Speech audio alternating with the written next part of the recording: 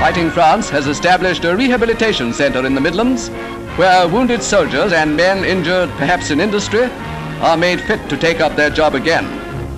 A man who has lost a limb need not be a casual labourer for the rest of his life.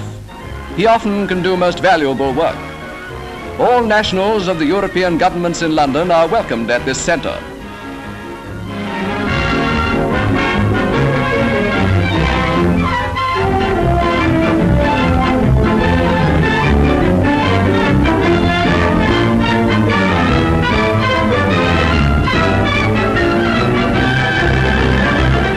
The first job in Europe will be to feed people.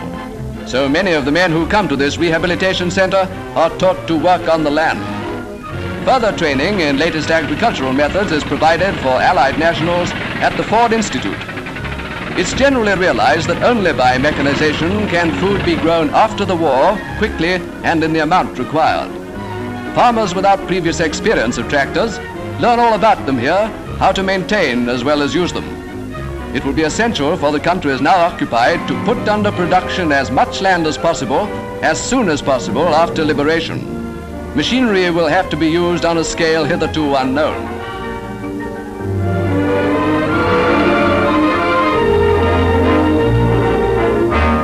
The cutting of industrial diamonds provides an excellent occupation for those who can now do only sedentary work. Belgium has established a centre where this highly skilled craft is taught. Though the craftsmen are preparing for the demands of peace, the stones now being cut are industrial diamonds, now essential in war factories.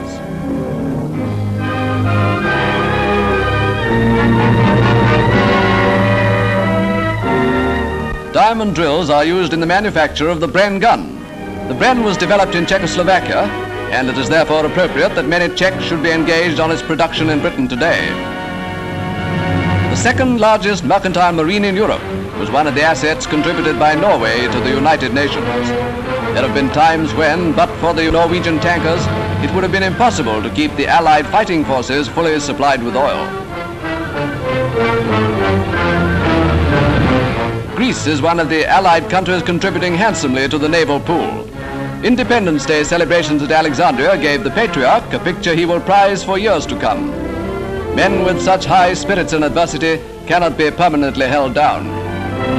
France has put submarines and destroyers at the disposal of the Allies. The Minerve is one of the subs that came over to us on the fall of France and has been in service ever since. The example of these sailors inspired their countrymen in Africa. Altogether, the warships of the European governments in London have rendered indispensable service to the common cause.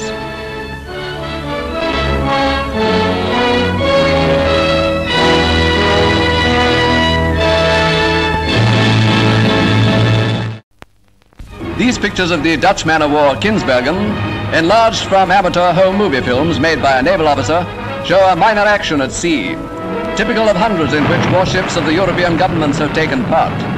The Dutchman sank German supply ships in the Far East.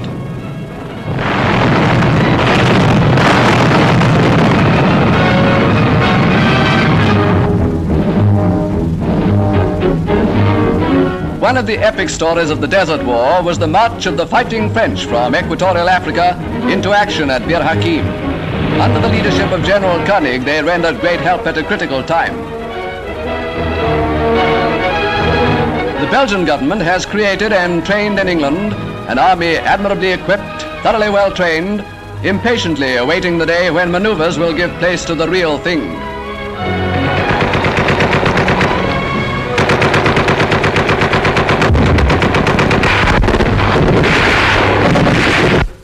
Under the Commonwealth Air Training Scheme in Canada, many young men from the oppressed countries have qualified as airmen.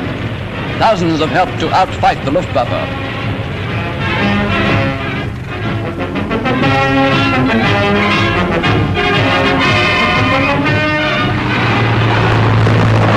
Greek soldiers who escaped when the Nazis overran their homeland are now members of the reconstituted and re-equipped Greek army, based when these pictures were taken on Palestine, preparing here to celebrate Greek Independence Day.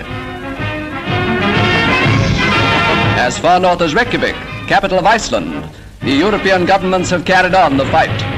A Norwegian squadron stationed in Iceland shares the responsibility of coastal command. Many aircraft were flown from Norway in the nick of time when the Germans invaded.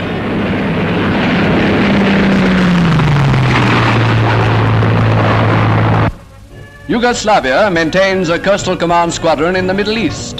Their Dornier aircraft were manufactured in Germany before Yugoslavia declared war.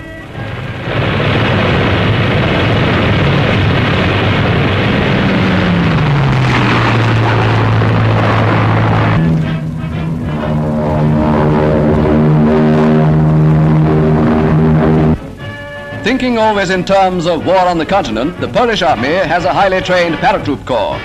It is based in Britain and is lavishly equipped on the lines adopted by its counterpart in the British Army.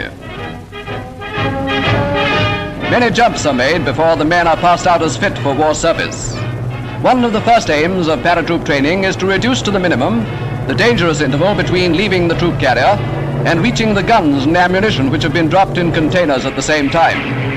Not till the paratroopers have the guns in their hands can they defend themselves, much less attack the enemy.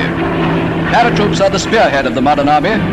Like their government, the soldiers look ahead to the day when, as avenging troops, they drop down to the soil of their ravaged homeland.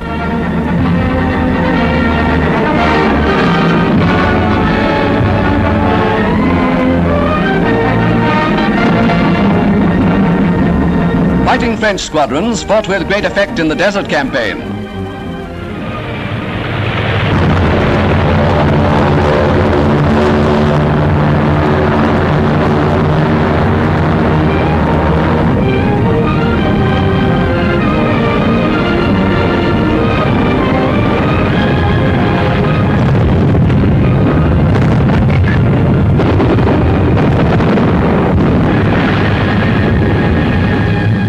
Frenchmen, like so many Allied squadrons fighting with the RAF, have been in the struggle in bad times as well as good.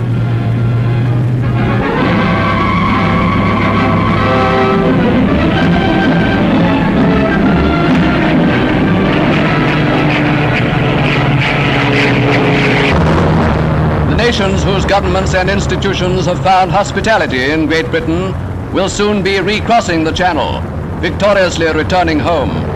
Perhaps it is not too much to hope that out of this brotherhood in arms will come a family of nations, a practical federation of peoples, drawn together by closer understanding of one another's problems in peace as well as war.